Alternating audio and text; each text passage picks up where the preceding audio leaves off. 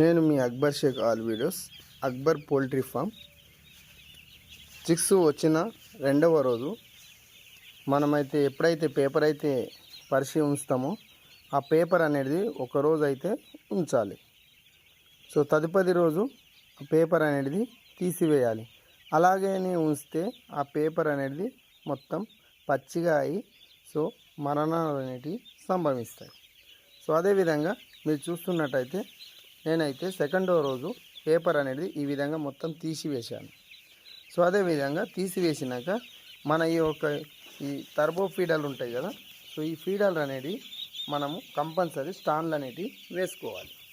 So ఇలా స్టాండ్లు వేయకపోతే కిందనే ఉంటే ఉనుక పొట్టు అనేది ఆ ఫీడ్లో పడి సో అలా పొట్టు కూడా తిని మరణాలు అనేటివి సంభవిస్తాయి.